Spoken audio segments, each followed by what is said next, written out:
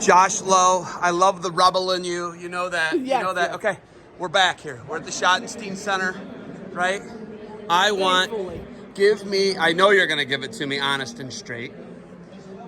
D3. Does Legacy Christian win by 40? Only 40? I think 50.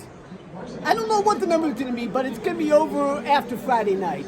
Let's see. Legacy Christian, they qualify 9. The next most qualifiers is South Range with 8, but they're more a volume team than a high-end team. They won the state duels. They won the state duels and all that. Mile Edison only has 6, but that's because they've had 3 kids injured over the course of the season, and they're probably the second best team. Legacy Christian's going to be north of 100, probably creeping to 150. I can't see any team getting more than 100 in D3. Who's your runner-up? D3 runner-up. We got Legacy winning. Yes, Mile Edison, Medicine? but that's Okay. wide open. If Mile Edison's a runner-up, given the loss of 2 state places in December and having a state qualifier having a default on Saturday afternoon, that would be impressive for their season, but it would also indicate the fact there's just a lack of alternatives in Division 3. Okay, some deep weights, 120, D3. Who you got? The question is who's going to finish second and third. It ain't first. Okay. Campbell's going to win that in a walk, but there's 7 other state medalists from prior years in that way who can finish second or third. That's the real question. Then in Division 3, you also have 132 that has 8 returning state medalists in that way, because that's the deepest weight in Division 3. Who do you like? Boy, I forget who I picked. Like, there are top 3 kids in the state.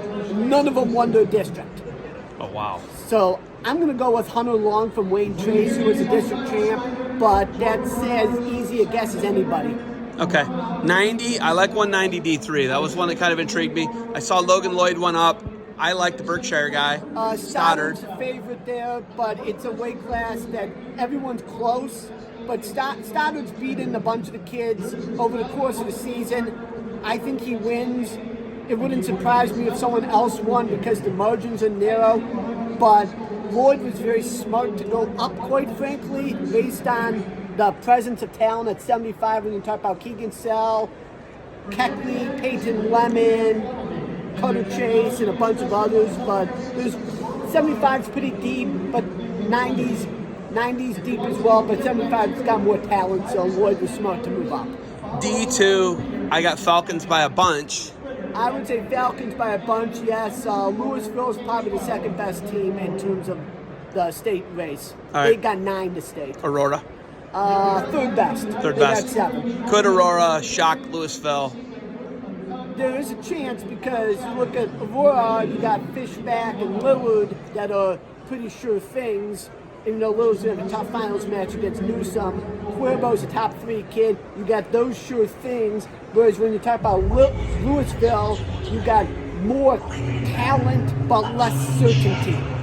They're projected state champ at 38. Hopfarth lost last week in the quarters of district, so he's no guarantee. Blake Schaefer's their next second or third best kid. He's going to run in Fishback in the final. Yeah. And Castro's the most likely to win the state title at 32, but he wrestles matches that are so close. He doesn't score a lot of points, but he doesn't give up a lot of points. And when that's the case, you're susceptible to one move possibly costing you. And as we know from last year, just because you're favored to win and from Louisville, it's not necessarily going to happen. Just ask Carol Latzenheiser. Brody Conley has had really tough matches with the Ashland guy. Could you see that result being flipped? But it's happened so many times that when you have kids of that close equal ability, it doesn't surprise me if one time it goes the other way. I don't want to say a broken clock is right twice a day, but a broken clock is right twice a day. I don't think it's that much of a mismatch where I'm talking about a broken clock, but things happen. Okay, D1. It is going to be razor thin, but the numbers for St. Ed's, are they just too much? I think St. Ed's having 12 gives them that advantage. If they can get a win from every kid, whether it's front or back, that can go a long way. And then when you have that many kids going after a second win with all that momentum and all that tide going, That'll help them unless there's a cascade where the kids going for the second win all lose, and it starts to cascade the other way. Momentum, but or lack thereof. I think the rookie with 12 thing for St. Ed's is the factor that separates them this weekend over Perrysburg. You got Perrysburg that have Joey and Marcus Blaze. That helps. And then everyone else, there's a lot of wild cards involved with them. You mean you got kids that are close, there's no guarantees, but it helps to have two anchors like that in terms of a team race. They need Evans in the finals. They need Avalos in the finals. Tackett. Avalos has a shot to be in the finals. He could also lose first round. Winton Dinkins. Yeah, I saw some of those draws. So at the end of the day, before we start here, you got Eagles. I would take St. Edward. Would you take Perrysburg as a solid runner-up? Especially with Gartrell not being available for double Kaufman. Bennett is now going to probably clear into that final. Clear into that final, which helps St. Ed. He might have cleared in that final anyway, but Gartrell not being available cost Kaufman 15 points, and Kaufman would have needed every point to catch Perrysburg, even though they do have some very favorable draws because they got 7 ones from the district, and the kid who didn't make the finals. The kid who didn't win their final was Seth Shoemate, who's going to be in the final this week. Yeah. Who do you like, Shoemate or you like Daniels? I think Shoemate flips. I think Shoemate flips that match. I agree. I had thought going into the process, I was thinking if the Super Draw came out and McDaniel from Tays and Shoemate from Kaufman met sectional, district, and state, I thought McDaniel would be able to flip one of them, but evidently he flipped the first one. Now I think the fact that Shoemate's the more talented wrestler over the larger sample size, he's going to win more often. I thought McDaniel's best chance was just to catch up in a one-off. They took him down in overtime.